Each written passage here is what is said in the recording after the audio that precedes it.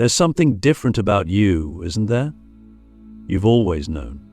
Maybe you didn't have the words for it or even the courage to admit it to yourself out loud, but something inside you has always whispered, you're not like the others, and not in a way that feeds the ego, in a way that haunts you, in a way that isolates you, in a way that makes you question why you were born with this endless weight on your chest, this hunger that no achievement satisfies, this knowing that something deeper is calling, something that most people never seem to hear. You're not crazy. You're not broken. You're chosen. But not in the way that Hollywood or spiritual influencers romanticize. Not in the way that earns applause or admiration. The chosen ones, the real ones, don't walk into the spotlight. They walk into the fire. They don't get to skip the pain. They become it. They don't get to bypass the darkness. They descend into it. And that descent, that's where the journey begins. That's where everything you thought you knew about yourself starts to fall apart. Because to be chosen is not to be special. It is to be surrendered, to be stripped, to be dismantled until nothing remains but the raw, untouched soul that the world couldn't tame. You see, everyone wants the light, but no one wants to pay the price of carrying it. And that's the painful truth. The light doesn't come without the shadow. The power you feel pulsing inside you, the intuition, the sensitivity, the depth is not a gift that comes freely. It is forged in sorrow. It is sculpted by silence. It is awakened through every heartbreak, every betrayal, every sleepless night where you stared at the ceiling and asked the question no one else dares to ask, why am I even here? We grow up thinking we're supposed to fit in. That's the first lie. They tell you to be normal, to stay small, to color inside the lines. But for the chosen ones, none of it works. We try. God, we try. We play the roles. We shrink ourselves. We pretend we don't see what we see. But eventually, the illusion cracks. Sometimes it's a breakdown. Sometimes it's a loss. Sometimes it's simply the soul deciding it can't fake it anymore. And that's when the spiral begins. That's when the darkness arrives, not as a punishment, but as an invitation. The darkness is not what you think. It's not evil. It's not the enemy. It is the initiation. It is the sacred container where your true identity is revealed, not through comfort but through obliteration. The ego screams, the mind panics, the body trembles. But beneath all of that, something ancient begins to stir. A voice not born of this world, a presence that's been with you since before you had a name. And it whispers, are you ready to remember who you really are? But before you remember, you must forget. You must forget who they told you to be. You must forget the masks, the personas, the identities that kept you safe but silenced. The chosen one's path is a path of undoing. Everything that was built on fear, on shame, on survival, it will be taken. Not to harm you, but to free you. That's the paradox. The more you lose, the more you return to what was never lost. The more you fall apart, the more you uncover the indestructible core that cannot be touched by time or trauma. So why is it so painful? Because we resist. Because we still want to be loved by the world we were never meant to belong to. We want to be understood by people who were never meant to understand us.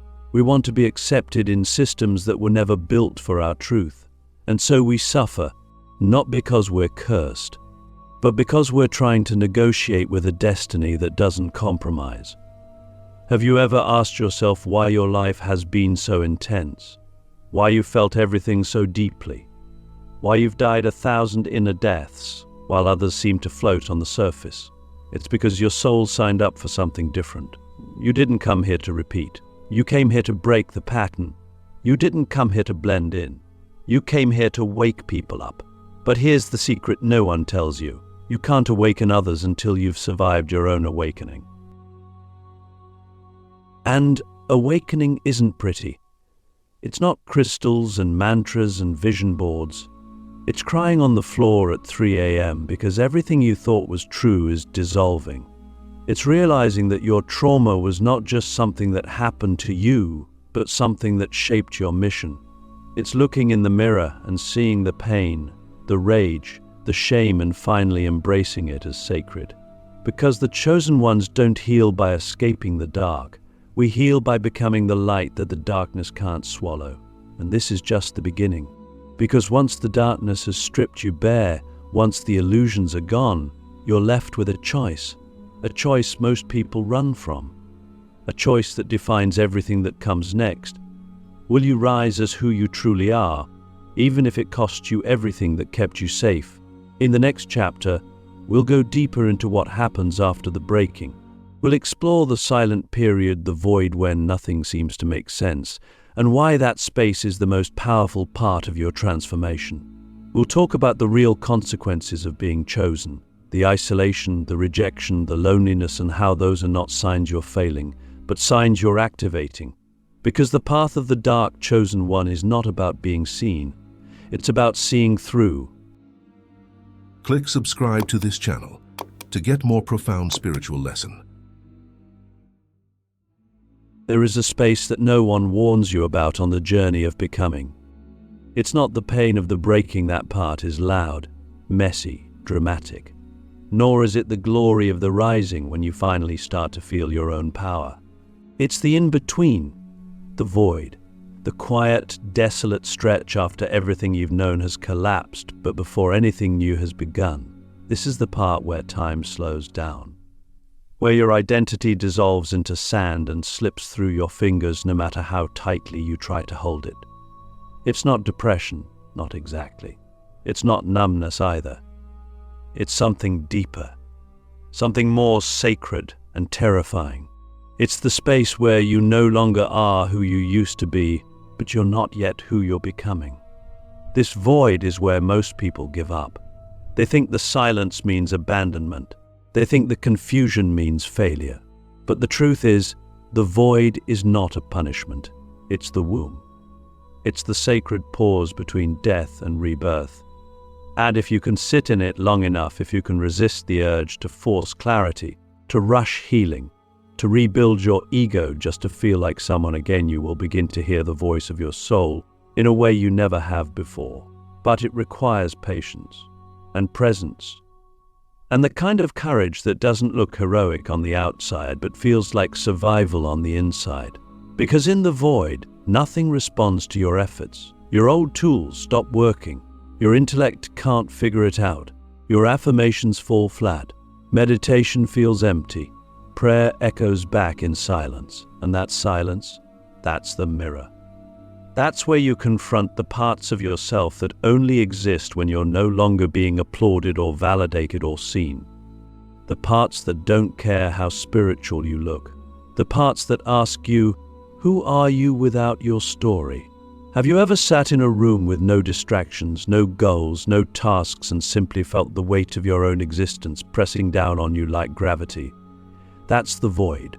It confronts you with the terrifying possibility that maybe you're not what you thought you were. That maybe your identity was a costume stitched together by survival. That maybe your beliefs were inherited, your desires implanted, your goals programmed by a world that never had your soul's best interest at heart. And in that moment of radical emptiness, you are given the most sacred invitation a human can receive, to create yourself, not from fear, but from truth. But truth doesn't come quickly. It arrives slowly, like light returning after a long winter. And it doesn't shout. It whispers. It asks questions instead of giving answers. It invites instead of commands. And you must become quiet enough, still enough, empty enough to receive it. That's why the void is necessary. Because transformation doesn't happen in noise. It happens in silence, in slowness, in stillness. It happens when you're alone and no one is watching, and you choose to remain true to yourself anyway. So don't run from the void. Don't rush to fill it with distractions or toxic positivity or another identity to make yourself feel real again. Let yourself dissolve. Let yourself be unformed. Because something ancient is trying to emerge through you, and it cannot be born through force. It must be remembered, and remembrance only happens in the quiet, in the ache, in the pause. You might feel forgotten. You might feel invisible. You might look around and see others thriving while you're stuck in the slow-motion free fall of becoming. But trust this, anything that is truly yours cannot miss you. And anything meant to leave must. Because the void is not empty. It is sacred space. It is your soul resetting the system, clearing out what was never truly yours, preparing you to receive what is. This is the time when your intuition sharpens, when your boundaries become non-negotiable, when your energy becomes precious, when you stop chasing and start attracting. But it only happens after the nothingness, after the surrender, after the ego has exhausted itself trying to fix what was never broken, and you finally say, I don't know who I am anymore, but I'm willing to find out. And that willingness, that surrender, that's the doorway. That's when things begin to shift. Not externally, but internally. A flicker of light, a breath of clarity, a moment of peace that comes not from understanding, but from trusting without needing to understand. That's when you know you're no longer who you were. That's when the old story loses its power. That's when the future stops being a goal and starts becoming a frequency. So let me ask you, when was the last time you truly allowed yourself to feel lost without trying to be found? When was the last time you let go of the need to explain your pain and simply sat with it, honored it, listened to it? Because maybe the pain isn't there to be solved. Maybe it's there to show you what's real. Maybe it's there to scrape away the illusions until only your essence remains. The void is not the end. It's the turning point. It's the sacred space where the chosen ones are refined, where the ego dies and the soul reclaims the throne, where you stop performing and start becoming. And if you can survive this part, if you can trust the silence, honor the slowness, and embrace the unknown, you will rise with a clarity, a strength, a truth that cannot be taken from you. In the next chapter, we dive into the awakening of gifts, the hidden powers that begin to surface once you've made peace with the void. We'll uncover why the world needs your unique frequency and how your pain was preparing you to carry something the collective has forgotten. The medicine of your... There's a moment after the void where something unexpected begins to happen.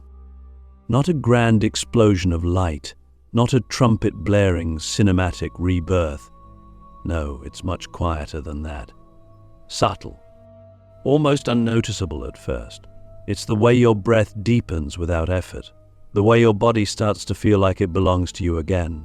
The way your thoughts slow down just enough for you to hear something softer, wiser, something that's been there all along, waiting beneath the noise. This is the awakening of power, but not the kind of power we've been sold.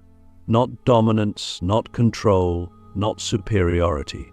I'm talking about soul power, the kind that can't be faked, bought, or inherited. The kind that only surfaces after you've been dismantled and rebuilt from truth. You see, your pain was never random. It wasn't meaningless. It wasn't just life being cruel. Your pain was a portal. And the reason it hurt so much is because it was tearing through layers of illusion, of conditioning, of generational wounds that didn't start with you but were asking to end with you. You didn't just survive the pain, you transmuted it. You turned it into wisdom, into compassion, into frequency. And that frequency, that's your gift. That's your medicine. That's what the world is starving for, even if it doesn't know how to ask for it. The world doesn't need more perfect people. It doesn't need more polished influencers or empty spiritual aesthetics. It needs you. The raw, real, unfiltered you. The one who knows what it feels like to be shattered and still chose to love anyway.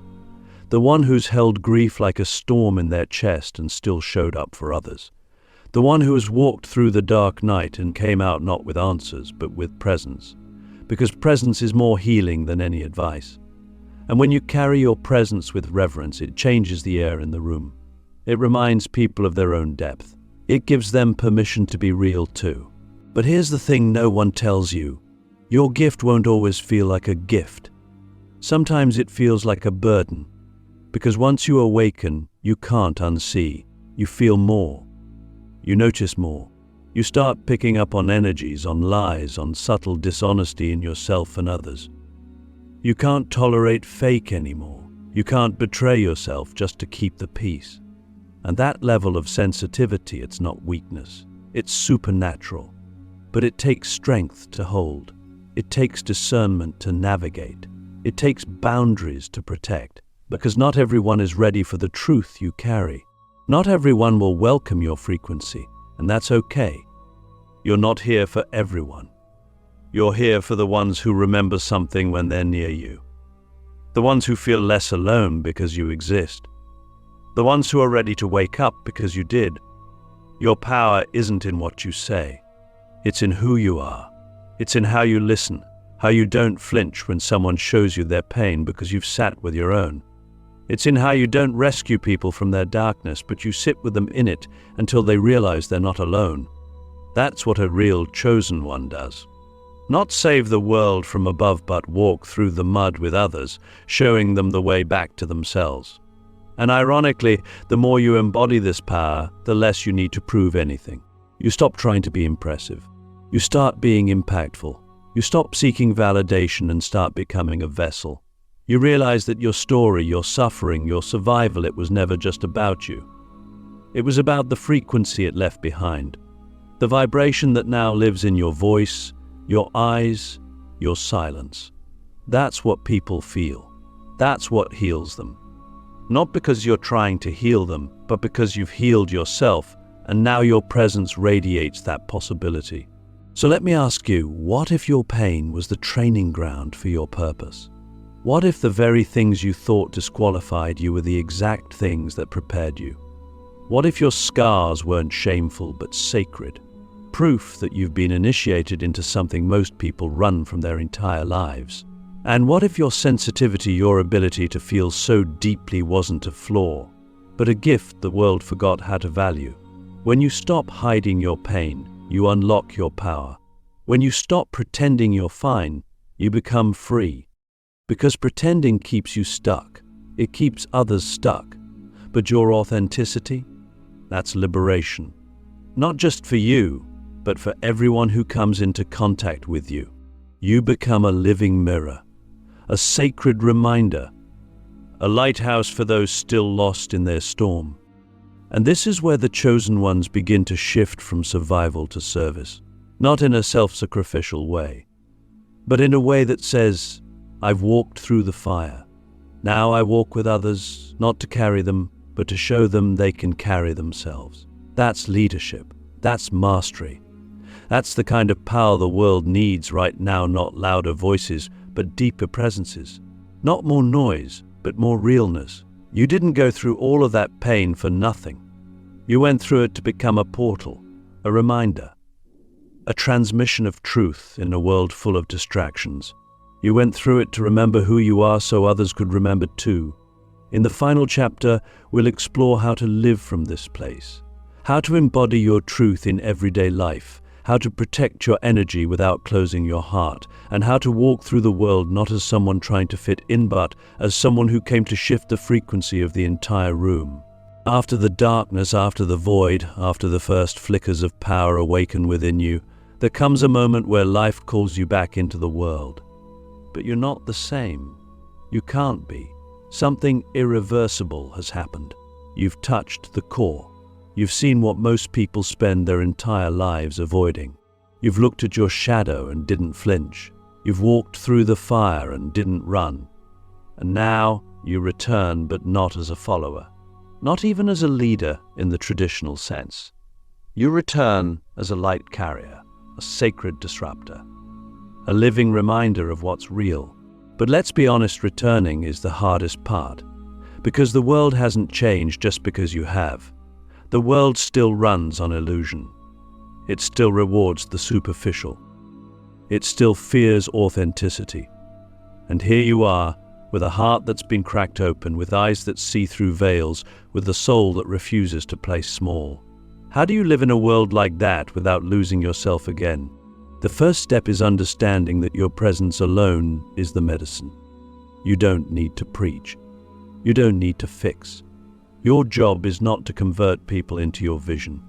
Your job is to embody it, fully, unapologetically, quietly if needed, loudly when called, but always from truth, always from love.